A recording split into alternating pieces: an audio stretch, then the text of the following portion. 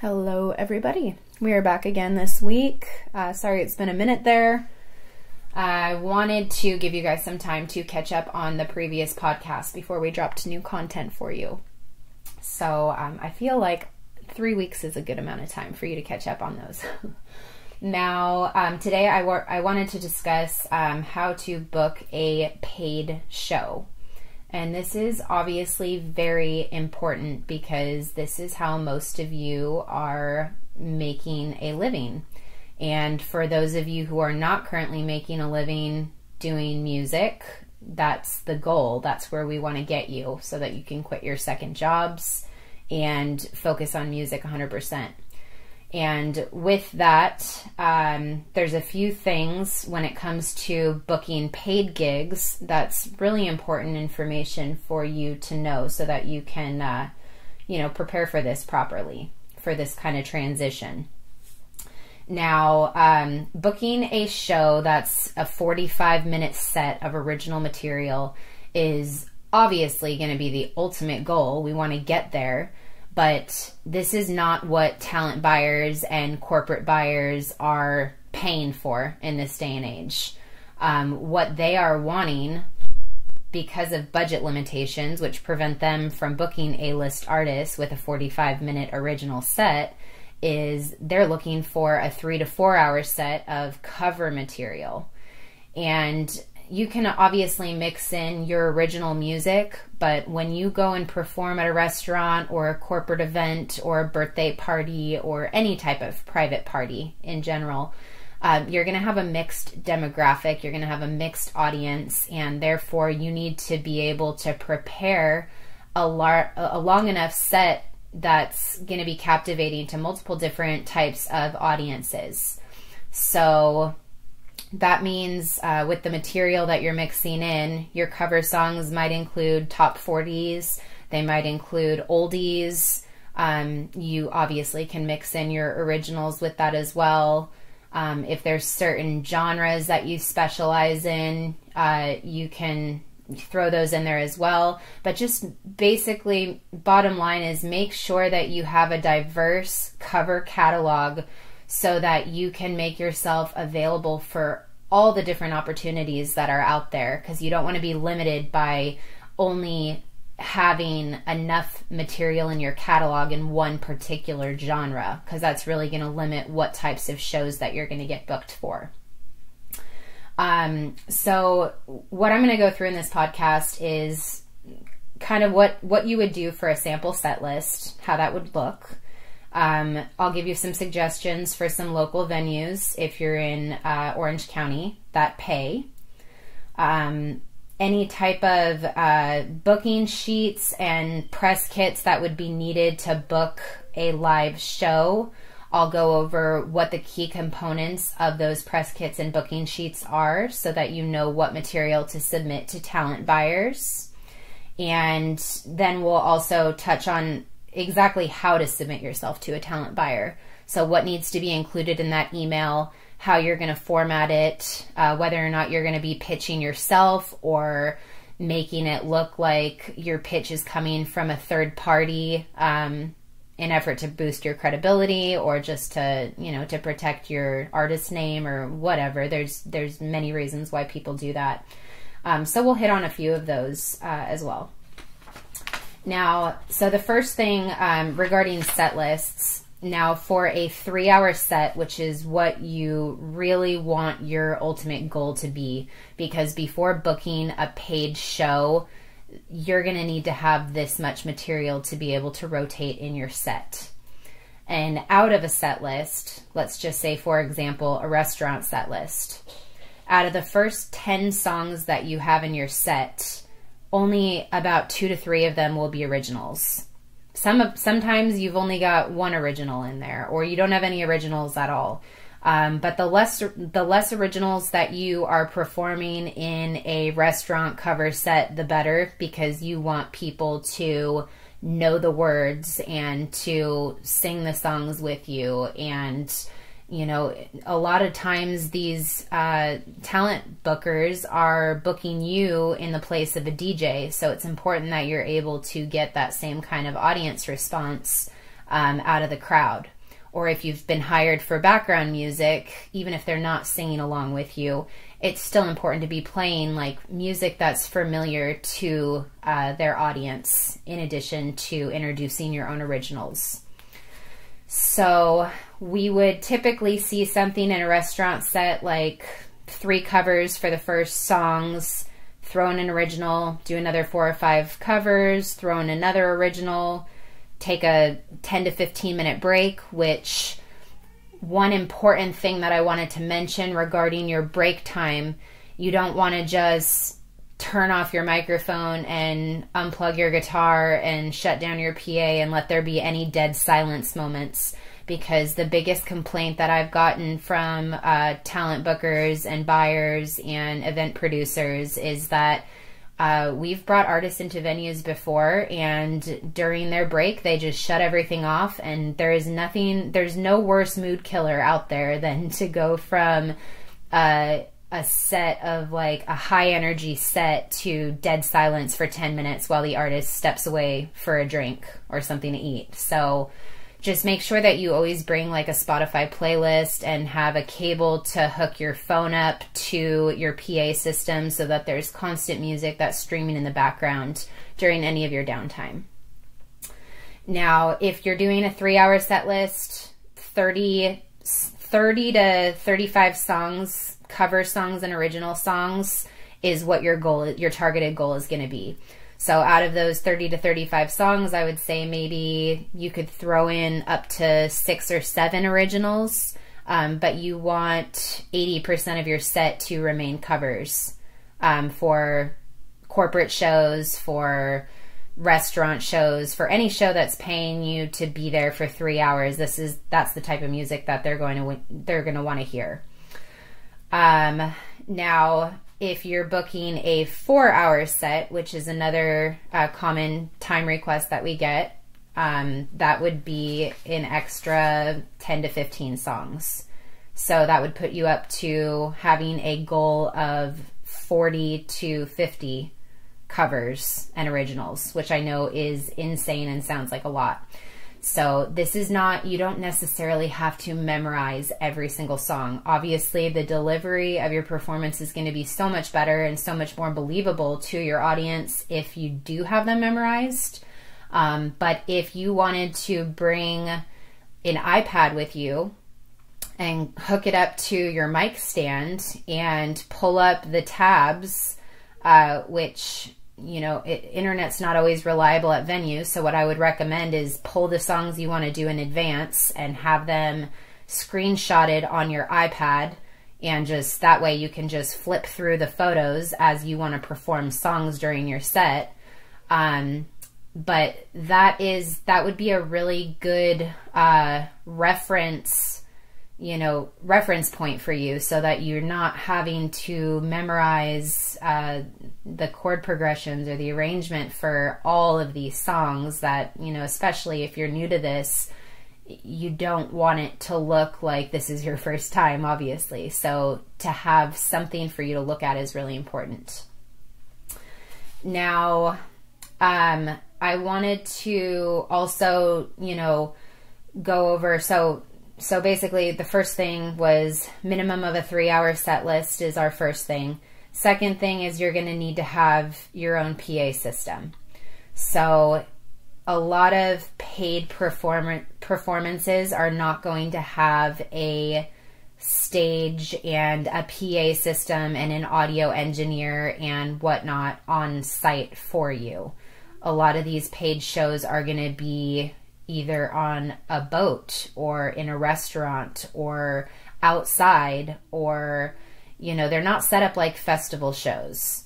So they're most likely not going to have a backline for you, which means you need to have some kind of portable PA system that you know how to operate and set up on your own. So they have, a few of my artists use the Bose L1 compact system, which is really, really tight little compact system that you could carry in and out pretty easily. You'll want to have a boom mic stand. You need to bring in a mic cable, your microphone. You want to have your guitar cable, You just need to make sure that you've got all of those things that you are bringing with you to your performance. Another thing that you want to bring with you is business cards. Always have business cards with you. So those are, you can make them yourself if you want to. You can order them on Vistaprint. We do business card design and printing at my company, D&T Entertainment. So if you needed business cards and you wanted to contract us for that, we could always get that together for you as well. But there's a lot of options out there for that. And basically, you just want a photo of yourself on the card with your name, your social media tags, an email address, a phone number. So, how do these people contact you? And you also might want to put on there what it is that you're available for. So you can say, I'm available for private parties, corporate events, weddings, restaurant gigs, whatever type of paid performance opportunities you're looking for, you'll want to include on those cards, because a lot of people will stop by, pick up your card during your show, and that's how a lot of your rebookings are going to happen. Another great thing to have would be a sign. So you don't want to go walk into a gig and set up and not have anybody know who you are. That's the worst mistake that you could make, because the best way to build your fan base is to, pick up new fans at the gigs that you're performing at. And so they have to know who you are. And some people are shy and they're not going to come up and introduce themselves and get your name or come and pick up a business card. So make sure you have a sign that's large enough to read from a distance, that has your name, that has your picture, and that has maybe a QR code that they could scan or social media links. That's going to be really important for your show. You also will want to have a tip jar. And some venues will allow you to have them. Some of them won't. Like some of the private parties, if they're paying you a large fee in advance, they might find it tacky for you to have a tip jar. So just always make sure to clear that with whoever has contracted you for a performance. And sometimes you can even make more off of tips than you can the actual show. So just always make sure to try to clear that. Another thing I like to see is if you would have an email opt-in form either circulating through the venue, or if you have it, even if you just have it on a table next to your business card, so that if you have any fans that are interested in getting your newsletters or finding out where you're performing in the coming weeks, or anything else that you're going to be sending out through email, it's really important to always be able to collect those email addresses for any venue you perform at. And if you do have like your mom there, or your dad there, or brother, sister, friend, whoever is at your show with you, if they could circulate the venue and collect email addresses, that's even better, because your email list is everything. That is how you are going to make all of your merch and your downloads and your streaming sales, and it's really important to have those. Now, another thing that you would want to have is some venues and some shows will allow you to have like your EP for sale, or a single, or if, in this day and age, a lot of people don't even have access to a CD player. Some of them don't even have CD players in their cars anymore. So you might want to start thinking about selling a flash drive with your music on it, or a VIP badge that they could purchase that has a QR code on it that links them to a playlist where they could also download all of your music, just like they would if they were to put a CD into a computer or put a CD into a car player. So just something to sell to your fans while you're there would be very good to have. Regarding electronic press kits, now an electronic press kit is going to be a compilation of music, videos, photos, a biography, links to all of your social media profiles. This is going to look very similar to a website, but it's going to have limited information, and it's going to be more targeted towards a talent buyer than it would be towards a fan. So like a website, for example, is going to contain a different type of information. Like you're not going to be putting, like on your website, you're not necessarily going to have your set list, any of your, like all of your press material compiled in there together. Certain behind the scenes photos you're maybe not making available to fans, but you would want talent buyers to kind of see how you operate your day or operate your business. So having a press kit versus a website, or having both to operate, you know, simultaneously, is something that I would suggest having. And this is something that you're going to want to send out to talent buyers when you're trying to book yourself for a show. You can also have a booking one sheet in case they don't need that kind of detailed information. And a booking one sheet is just a small, like it's basically, it's one page. It looks like a photo. You can make it on Photoshop. You just pull it up. It doesn't even need to have any like physical links on it. It's just going to have your name, your photo, a short, brief biography. I would say maybe 1 to 2 paragraphs of your biggest accomplishments, how they can book you, so whatever the email address and phone number is of how they can get in touch with you if they want you to play, and that's it. I mean, it's just very simple. You could also have your social media stats on there if you want. So like, what's your followers, how many followers do you have on Instagram, how many followers do you have on YouTube? You know, so those are good numbers to include as well, because a lot of buyers will look at a booking one sheet and immediately know, like, based on your social media numbers, how much on average you're going to be priced at. Now, the next thing is acoustic demo videos are really important to include as well.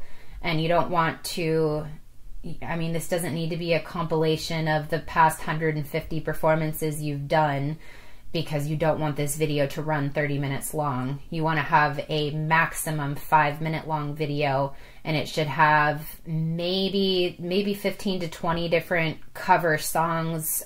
You can mix a few different originals in there, but just about 15 to 20 seconds of each song. And when that video hits 5 minutes, you just cut it off at that point.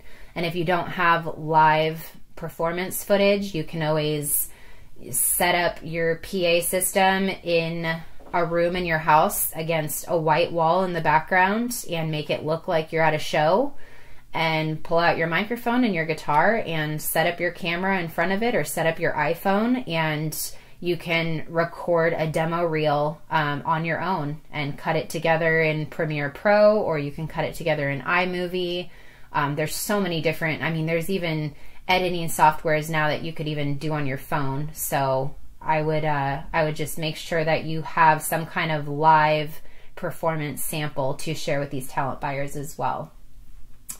Websites, social media links, bios, videos, we covered all of that.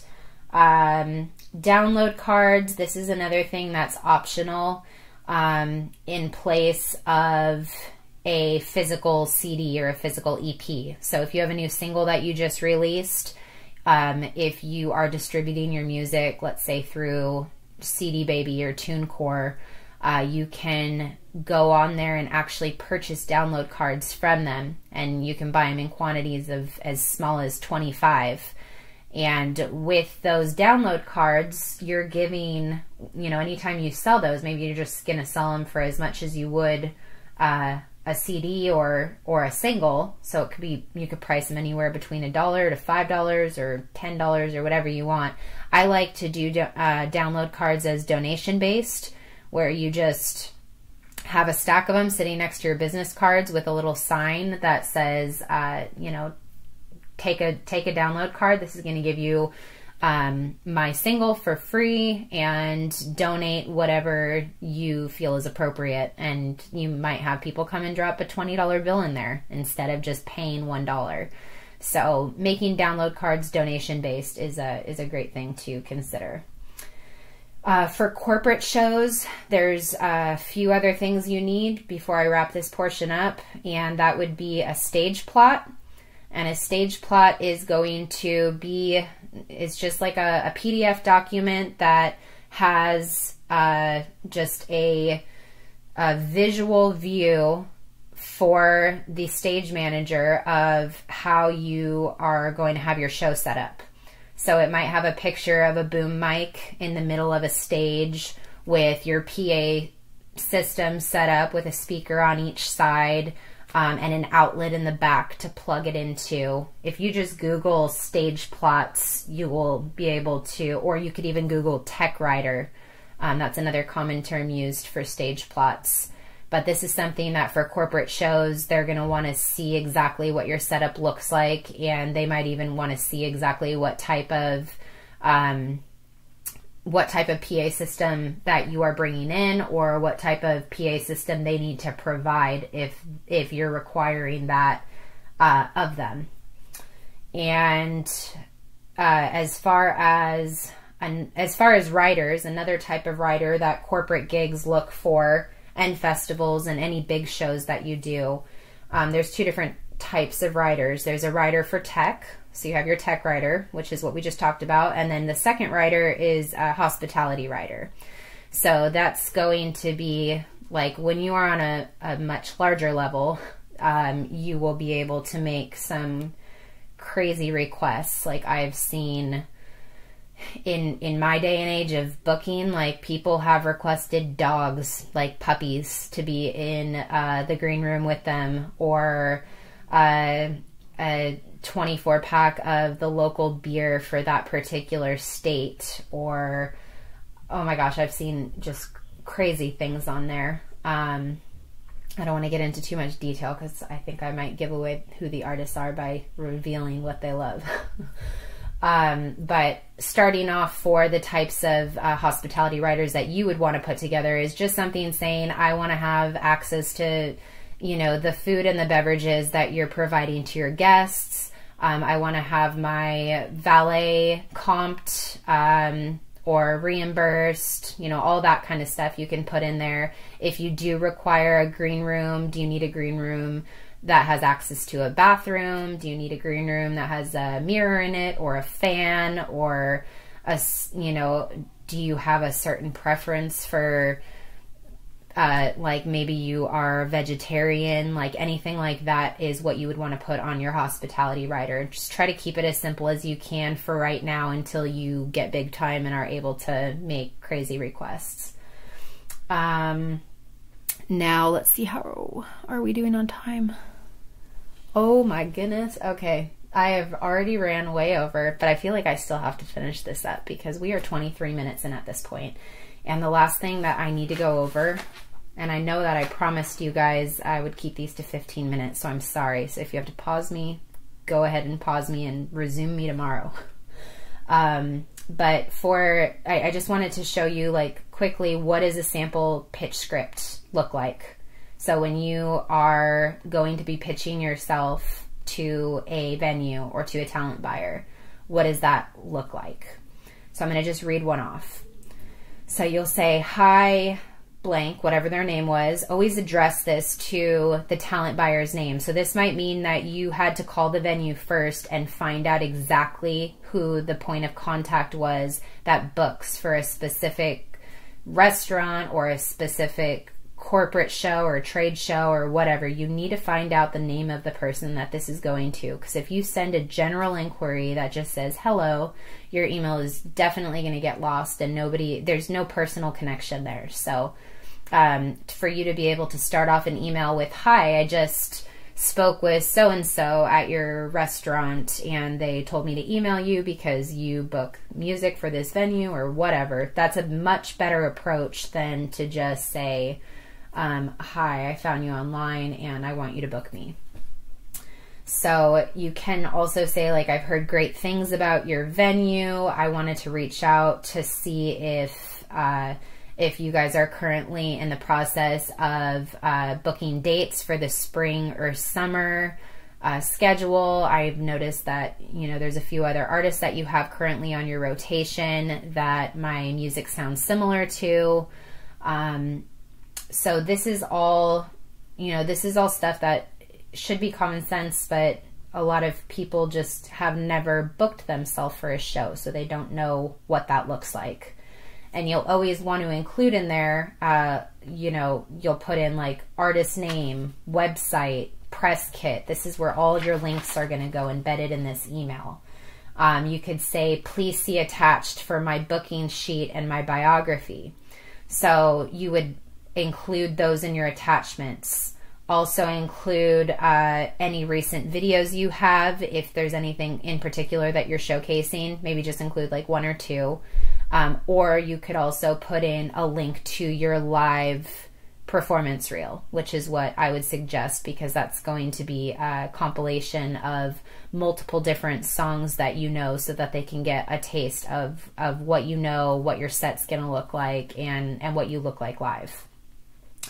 And then you could just end it with, wanted to schedule a call to see if we might be able to work together, and who should I follow up with regarding this request if you are not the best point of contact, and thanks for your consideration, and, you know, leave it at that. But the shorter the better. Just keep this whole thing to, you know, maybe a paragraph with your links below. And when you send these emails, out of 50 emails you send, you're probably only going to hear back from about 5 people. So don't be discouraged. It's just the way that this industry works, and booking is not easy. It's a difficult tasking process when you're first starting out. But what you really want to do is just find, you know, the people who are responsive are also going to be people who are obviously fans of the material that you're sending over, and they might be long-term clients that will rebook you or put you on a residency, which is like weekly dates, so that you can, you know, just have maybe 5 venues that you work with consistently that pay all of your bills and that you can expect a paycheck from. So that is, I feel like there's so much more of this. I've got another 2 or 3 pages that I want to go through. I'm going to have to wrap up there. The last thing I'm going to give you is just because I feel like I would be failing you if I did not give you a list of who to start contacting. So some local venues to look into really quick before we hop off. If you are in Orange County, California, these are venues that pay. The Ranch in Laguna Beach, the Stillwater in Dana Point, Kaleidoscope in Mission Viejo, San Clemente Outlets at the Oak Tree Court, Mozambique, Sawdust Festival, Surf City Nights in Huntington Beach, Pacific City in Huntington Beach, the Anaheim Packing House, the Cliff in Laguna Beach, Wineworks, Skyloft, Amazing Grapes, Pub 32. I mean, there is a ridiculous list of venues. So just maybe start with a few of those and track down the most current person who is booking talent, because I'm sure that even at this point I do not have a fully updated list of who those people are, because these talent buyers change hands so many times. But if you have any questions, go ahead and shoot me an email or shoot me a DM, and I'd be happy to respond to those. And during the next podcast, I will be covering a different topic, but I'll probably start it with a few other details I wanted to give you on press kits and booking sheets. So have a good one, and we will talk to you next time.